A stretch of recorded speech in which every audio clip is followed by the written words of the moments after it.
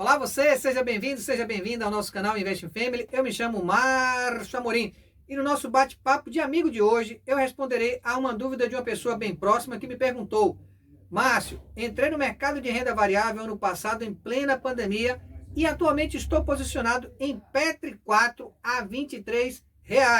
O que você faria, meu amigo, se estivesse no meu lugar, posicionado nesse papel? Você venderia ou continuaria com ele?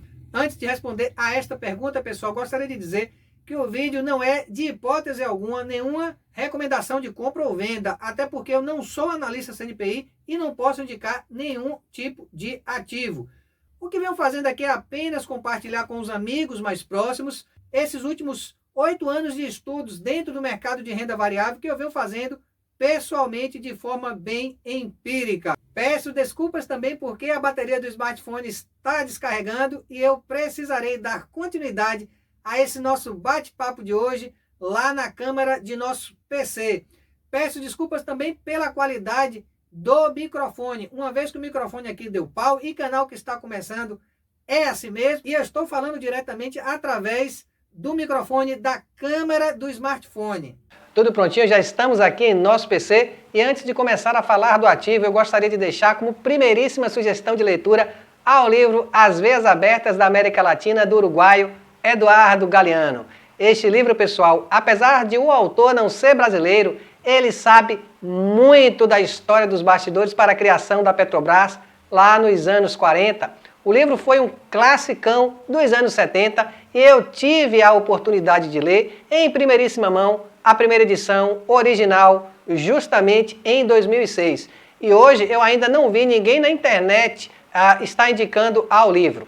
E mais, em minha opinião, ele deveria fazer parte da lista do MEC. Assim, os jovens brasileiros aprenderiam desde cedo muita coisa, principalmente de como foi difícil transformar este sonho do petróleo brasileiro em realidade. O cara, pessoal, é fera e foi considerado por este feito como o primeiro jornalista latino-americano a escrever um livro de tema histórico no formato investigativo e que abriu caminho nesse formato para outros mais recentes, como os livros de Laurentino Gomes, de 1808, e tantos outros que vieram após ele.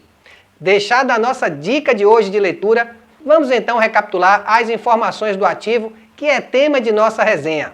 Então o amigo tinha comprado uma pequena posição em Petri 4 a R$ 23, num total de 300 ações, com um patrimônio inicial investido de R$ 6.900. A Petri hoje está custando R$ 26 quando gravo a este vídeo, o que dá um patrimônio atualizado de R$ 7.800, ou seja, um lucro de R$ 900, que corresponde a 13,4% do capital investido.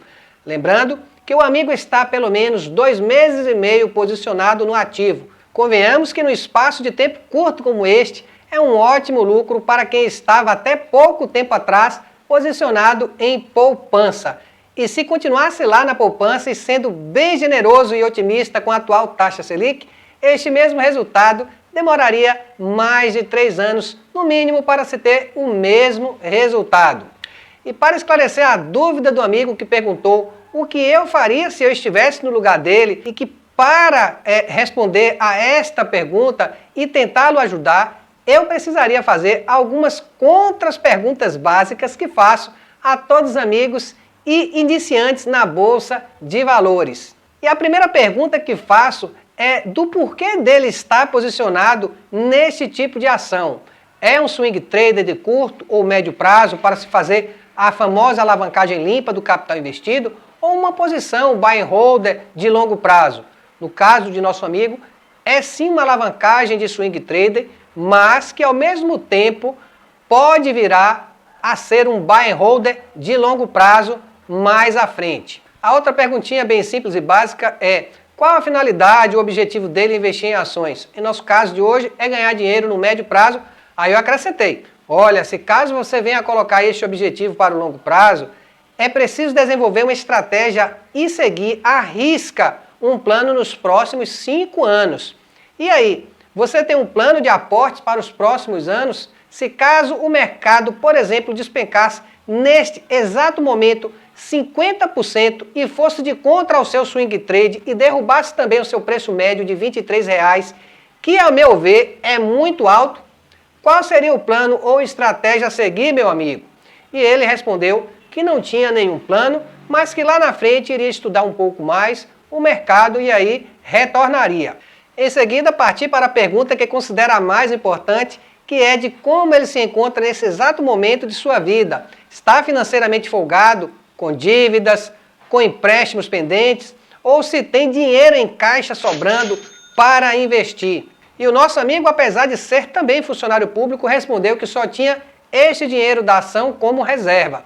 Por fim, perguntei se ele estaria disposto daqui para frente a dedicar tempo aos estudos e a montar a sua própria carteira de investimentos com disciplina e foco. E o colega disse que sim, que estaria disposto a dedicar tempo aos estudos, mas que naquele momento, infelizmente, não havia tempo. E o dinheiro investido, meu amigo, perguntei, vai precisar dele para os próximos 6 meses? E ele respondeu que sim, que iria precisar e que o seu receio era justamente do mercado virar contra ele naquele momento. Pessoal, esclareço de imediato sempre que faço essas perguntas apenas porque compartilho também da opinião do senhor Luiz Barsi Filho e também do senhor Décio Bazin de que o melhor lugar para se remunerar o nosso suado capital no longo prazo é a Bolsa de Valores. Lógico, quando usamos critérios e mandamentos básicos de forma consciente e responsável. Então, feita a sabatina básica, aí sim agora podemos falar sobre o ativo. E já vou dizendo o que todos nós já estamos carecas de ouvir e que todos que investem ou investiram em Petrobras deveriam saber, de que os papéis da empresa são muito voláteis, pois a empresa está em um setor cíclico que é o de commodities e que estas estão intimamente ligadas a fatores externos e também macroeconômicos, como por exemplo o preço mundial do barril de petróleo, e que já mostrou as suas unhas afiadas em vários momentos da história nacional e também mundial. Além do mais, não é preciso ser nenhum expert para saber que a empresa sempre vem sofrendo interferência e ingerência daqueles que a administram. É uma estatal que serve de vitrine e lobby para políticos, que em sua maioria não vê nós acionistas com bons olhos. Exemplo disso é que em sua história de mais de 70 anos de fundação, a empresa sempre foi incondicionalmente sacrificada em prol do controle inflacionário de nosso país. Ou seja, por anos e anos, a empresa vendeu combustível abaixo do preço internacional para assegurar erroneamente a inflação flutuante de nosso Brasil. E como todos sabemos, este descalabro gradativamente mergulhou a empresa por anos em uma de suas maiores crises de sua história, que acabou explodindo, infelizmente, no colo do governo da presidenta Dilma Rousseff. Por aí podemos ver que a empresa sempre esteve ligada até o pescoço a escândalos de corrupção e CIA. E passando agora para a seara dos investimentos, em especial os recursos humanos, é inegável que a Petrobras tem a melhor mão de obra das Américas. Seus engenheiros e técnicos conseguiram desenvolver uma tecnologia própria de extração da commodity, são sim os melhores no que fazem. No entanto, o próprio governo já disse que não tem recursos suficientes para investir no desenvolvimento desta tecnologia para retirar o petróleo de águas profundas, porque isso, meu amigo, requer muito, mas muito money. E para não esquecermos, já que temos memória bem curta, quem não se lembra do bizu inicial de 2011, da descoberta do pré-sal? Naquele ano, as ações de Petri, da noite para o dia, passou da água para o vinho. Foi dado como um negócio das Arábias a descoberta do pré-sal, mas, como de praxe, não era bem assim que a banda tocava e ficou mesmo no bizu de mercado. Era mais uma vez o governo fazendo o famoso lobby político, acompanhado pelos fundos e corretoras de investimentos que surfavam mais uma vez nas ondas costumeiras, nas costas das indicações de mercado. E o melhor de tudo isso, pessoal, é que todos nós já estamos carequinhas de saber disso tudo. Mesmo assim, o Banco Safra hoje está com previsão de que o papel atinja até o próximo mês R$ 29,00 quando grava este vídeo. E por que então lá em 2014, quando o papel custava próximo dos R$ 5,00, o Safra, a XP e outros fundos de investimentos não indicavam a ação? E por que também entre 2016 e 2017, quando o papel custava entre R$ 14 e R$ 15,00, Apenas uma única casa de análise com canal no YouTube, que eu me lembre, foi corajoso bastante em dizer que estava posicionada e comprando o máximo possível do papel e que via naquele momento uma ótima oportunidade de se fazer um swing trade no médio prazo. Mas qual o motivo então para induzir a nós, iniciantes, a comprar estas ações a R$ 23, com previsão talvez de R$ 29 ou R$ 30? Isso, pessoal, só Deus pode responder, mas também meus amigos mais próximos que se posicionaram em 2008 com este ativo entre R$ 30 e R$ 40, pois até hoje, passados quase 14 anos, eles estão esperando sentados por estes valores para reaver o seu capital inicial investido e, o que é pior, sem pagar o que me faz me rir, ou os dividendos que o senhor Luiz Barsi Filho tanto preconiza. Então, na minha mera condição de estar assalariado, de ter visto isso de perto acontecer também em 2008, eu penso que, enquanto a empresa não for 100% privatizada, eu não consigo enxergá-la como uma parceira para se fazer o tradicional holder. E que isso possa também ser percebido por aqueles amigos que passaram pela mesma experiência lá atrás e ainda pensam em fazer deste papel o seu talismã ou amuleto de longo prazo. Apesar disso tudo, não vejo problema algum em se posicionar nos papéis da empresa, mas o grande problema é como e quando se posicionar neste tipo de papel. E hoje, na minha opinião, eu só vejo este tipo de ativo apenas como um mecanismo, uma máquina fenomenal de fazer dinheiro no sentido especulatório. Eu mesmo já me posicionei nela lá atrás em 2017 e fiquei até meados de 2020, fazendo um belíssimo, mas belíssimo swing trader. Depois entrei novamente na pandemia com pouco capital e passei algumas informações para alguns amigos mais próximos do que estava comprando naquele momento de pânico. E a maioria que acreditou na informação saíram nada mais nada menos com 40, 100 e quase 200% de lucro. Esses meus amigos nunca tinham visto isso em suas vidas e ficaram bem contentes, uma vez que ainda estavam acostumados com a mentalidade de renda fixa.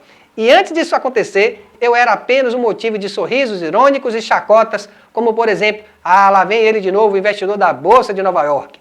Mas a vida é assim mesmo, vida que segue, só estou desabafando e fazendo o meu marketing. E aí, pessoal, o que é que você acha disso tudo? Será que vender as ações de Petri no curto prazo é um bom negócio? Ou carregá-la por mais uns 5 ou 10 anos seria mais vantajoso? Só quem sabe disso é Deus e talvez Mãe Diná, que está lá no céu. E para polemizar um pouco mais e me contradizer, como diria o nosso embaixador e porta-voz dos holders, o senhor Luiz Barsi Filho, amigo, quem vende uma ação a 40% ou a 100% de lucro, nunca terá em sua carteira uma ação que renda 500% ou 1000%. Só que nesse caso, meu caro, específico, eu vendo e só teria o papel em carteira para fazer uma graninha extra a mais no final do mês, seja ele através de um lançamento a coberto ou um swing trader, ou ambos, mas sempre obedecendo, meus amigos, aos critérios e mandamentos de cada estratégia. Então é isso aí, pessoal. Espero que vocês tenham gostado do vídeo.